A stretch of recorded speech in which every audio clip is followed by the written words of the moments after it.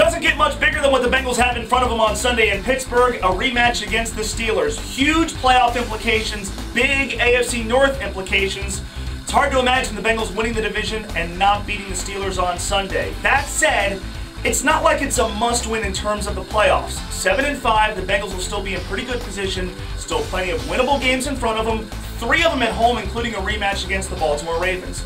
But in terms of interest, look, the Bengals almost beat the Steelers and they almost beat the Ravens, and still 17,000 empty seats at PBS for the game against the Browns. Almost, for a huge part of the fan base, isn't cutting it, isn't getting people to PBS. Want to sell out any of the 3 remaining home games? Probably going to have to win on Sunday. I think that's going to be a tough task, and that's an obvious statement. Made tougher by Carlos Dunlap's uncertain hamstring. Doubtful, maybe questionable. They've got to get Ben Roethlisberger to the ground. Apologies to the rest of the defensive line. Carlos Dunlap is the best pass rusher. He is the guy, for my money, most likely to get him to the ground. Getting him to the ground is tough enough as is. It's even more difficult without your best pass rusher.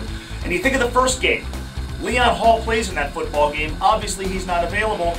Part of what Ben does, he extends plays. He waits for the defense downfield to break down. This is a defense, even though they had a better effort against the Browns, that has still given up too many big plays. I worry about Ben's ability to extend and the defense's inability to stay with their men downfield, and Pittsburgh's ability to capitalize by getting those huge chunk plays. There have been coverage issues against the Steelers. You saw them, even in the middle, in a linebacking core. I worry about those repeating themselves. And look, I still need to see more offensively. Cedric Benson was good behind Chris Presley against the Browns. I still need to see more. This is a game where ball control is going to be an issue. This is a game where running the football, I think, is going to be important. The Bengals haven't done that consistently enough. And when you go against a Dick LeBeau team, here's what worries me more than anything. It's one thing to go against Dick LeBeau. It's another thing to go against Dick LeBeau when he's already seen you once and he has a chance to adjust. How do the Bengals adjust to him? And does Andy Dalton avoid the mistakes he made in the fourth quarter in the first game?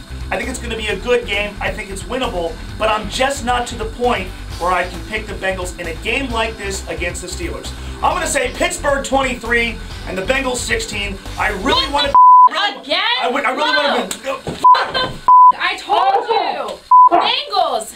Do you even know who AJ Green is? Ow! Do you even know he's back? Oh! What the f***? Oh my god. Give me this. You know what?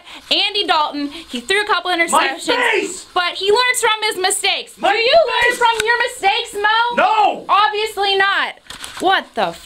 You know what? The Steelers are -8 this season, and this Sunday, the Bengals are going to win. My prediction, 17-14. What? You're pathetic.